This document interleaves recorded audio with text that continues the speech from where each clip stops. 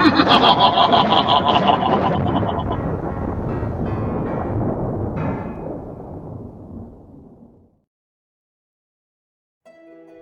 there, scary story fanatics. Welcome back to Cleaving Thought from Bone with your host, Sociopathic. Sure, the tropes of horror have been done to death, but then again, they are tropes for a reason. So, don your raincoat and your running shoes. This time, the terror finds you. One stormy night.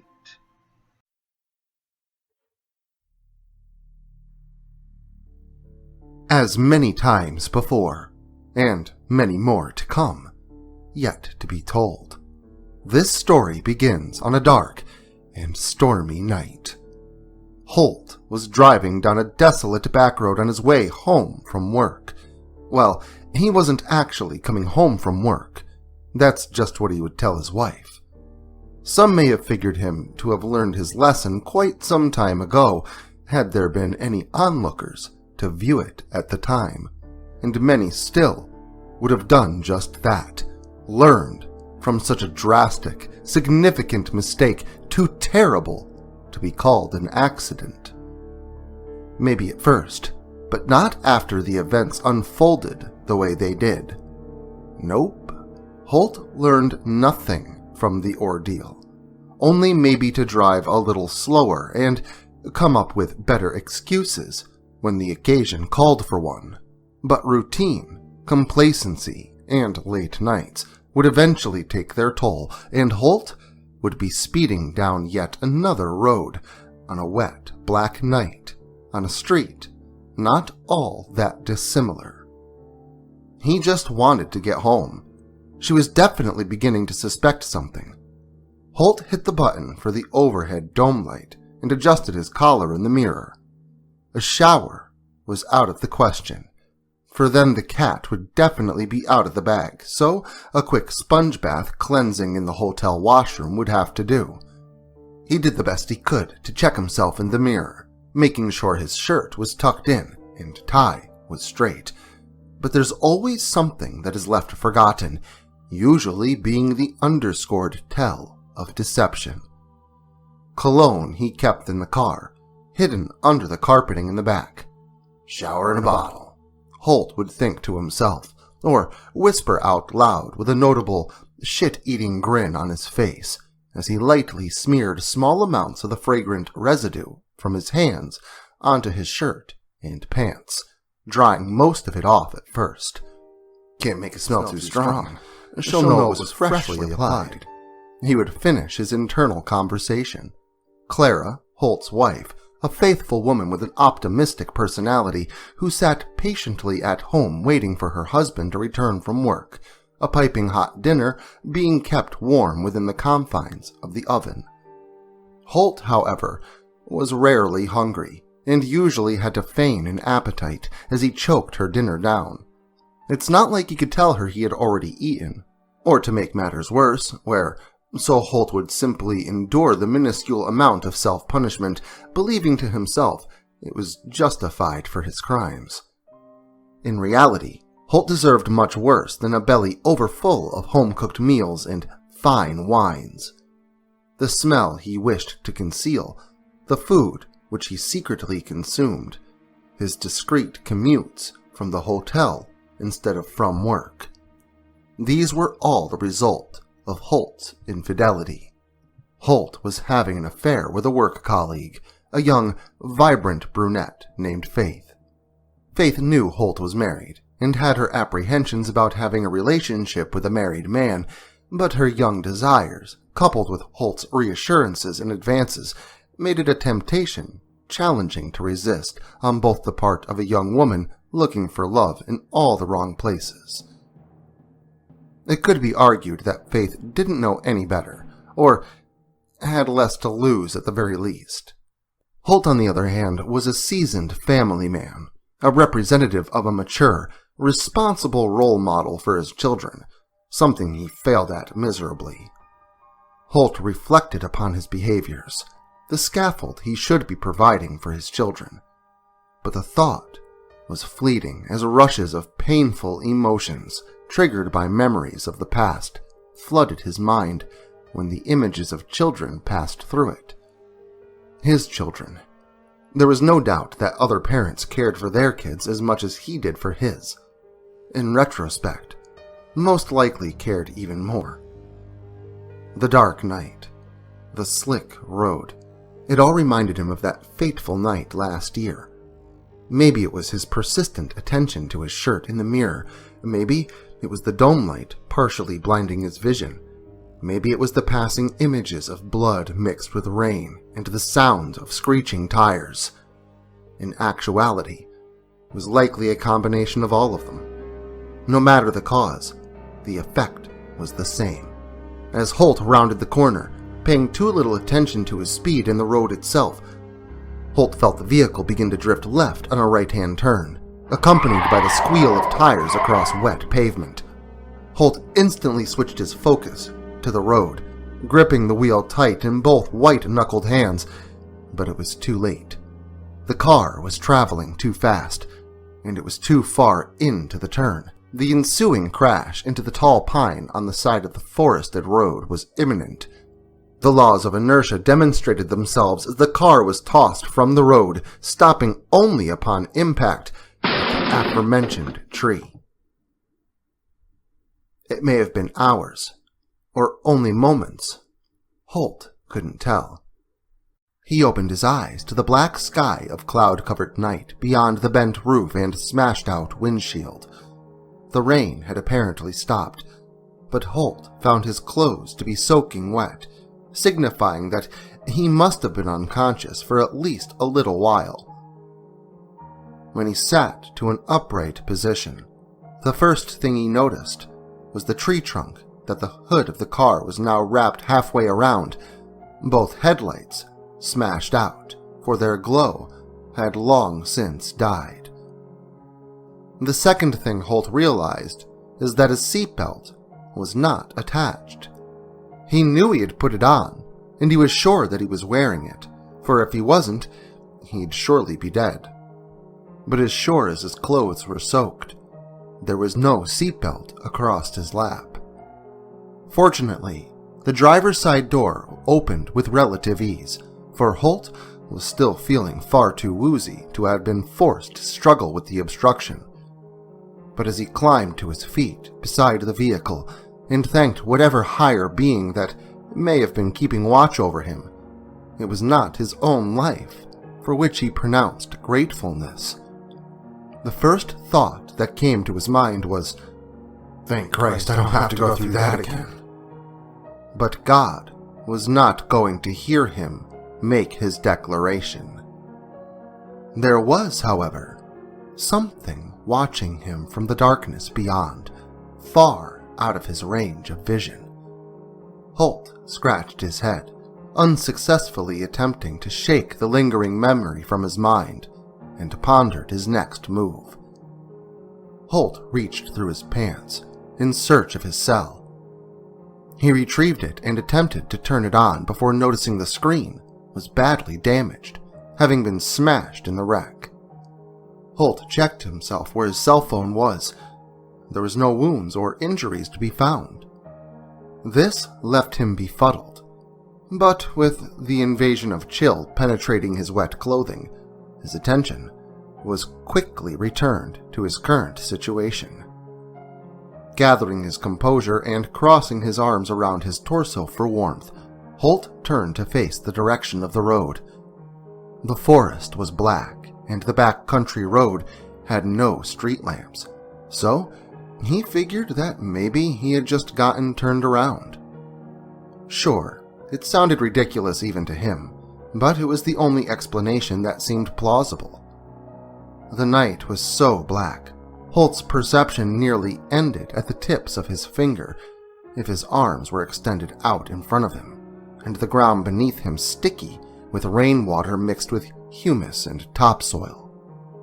Soon, the drone of the repetitive suctioning of his shoes would fade, and the hauntings of his mind would return. A wet black road, the screech of tires trying to stop, a scream, and a thud. A sound called out behind Holt that instantly halted his cognitive engagement and forced him back into his surroundings. Maybe his eyes were adjusting to the low light, or maybe the cloud cover was fading to reveal the moonlight. But in either case, Holt focused to find his perception slowly improved. But his returning capability of sight brought more with it than the possibility of environmental detection. It was also joined by horrific imagery. It was subtle at first, a kind of moving shadow, something like the trick of the eyes in poor light, struggling to focus. As Holt stared on, the blurry disturbance grew until it was a stain of reality, like a living ink blot, sprouting several boneless appendages that wriggled like shining black snakes. He reached up to his face with his hands, curling his fingers and rubbing his eyes, futilely trying to prove his eyesight false, unbelieving in his own two eyes. Until it looked at him.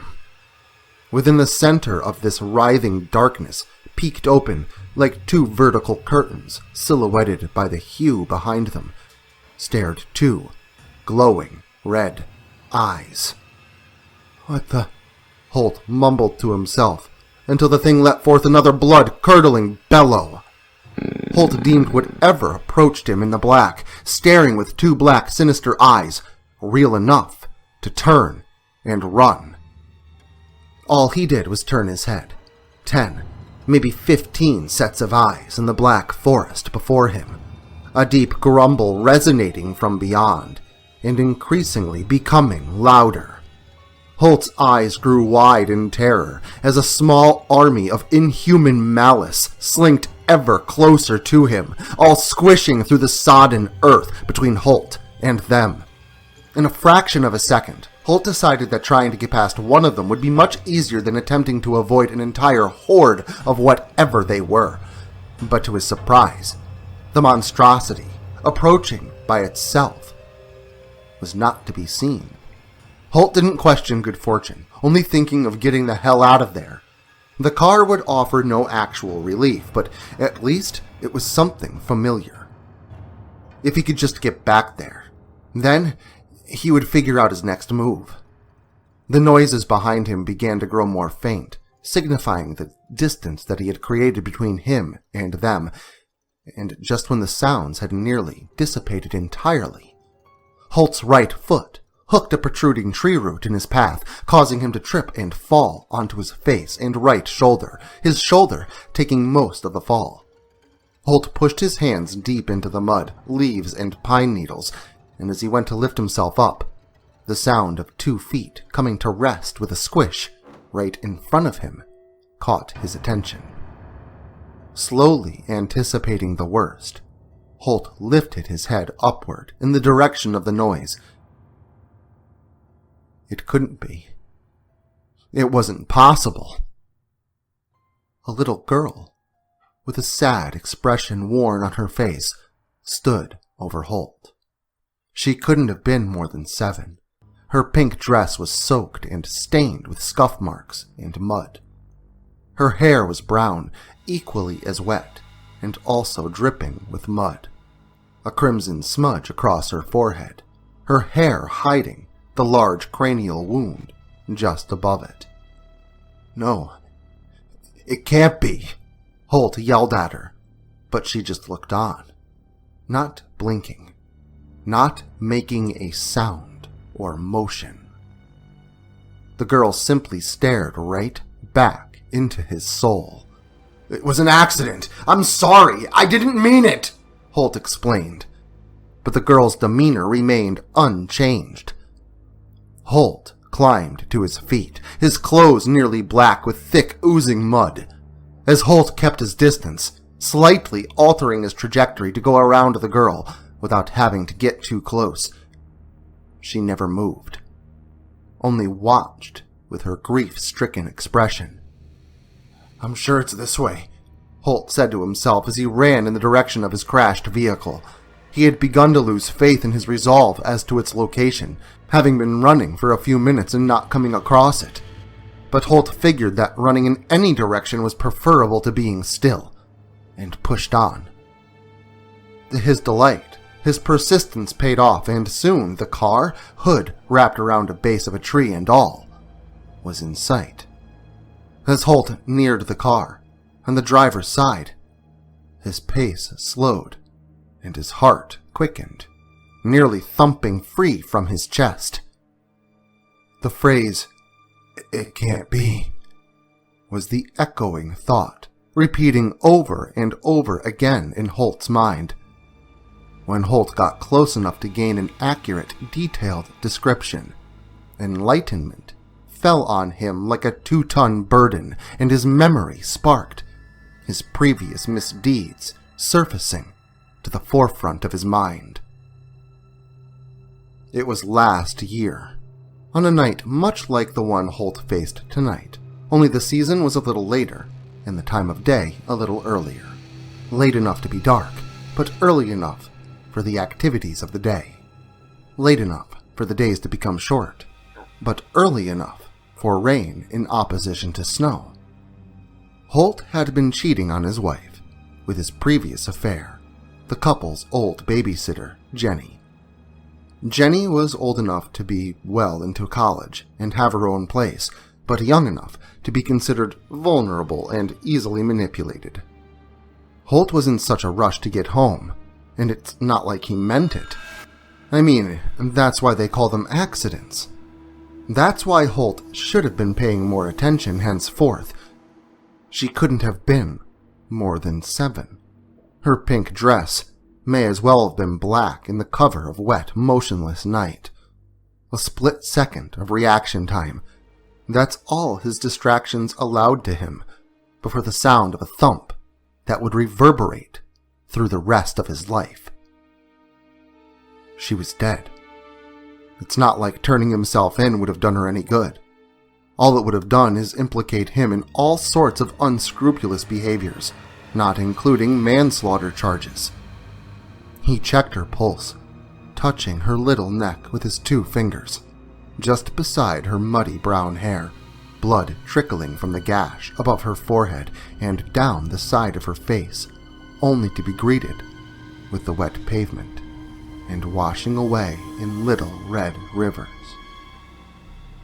Holt felt a grip on his hand, causing his jolt back to reality, his eyes once again greeting the mangled mess in the car that was him.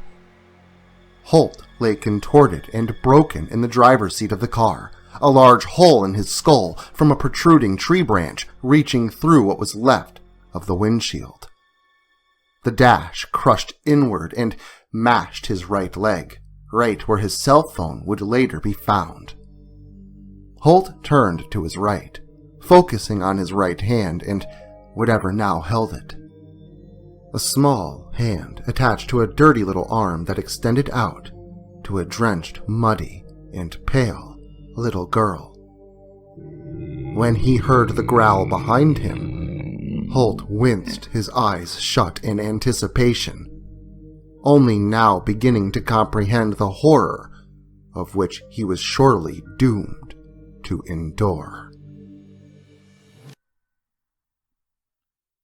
Well, if that doesn't leave you drenched in fear of the afterlife, what will? So live your life to its best, or suffer eternal torment at the hands of the beast. And as always, remember to like, share, subscribe, and turn on notifications so I can catch you all again next Saturday.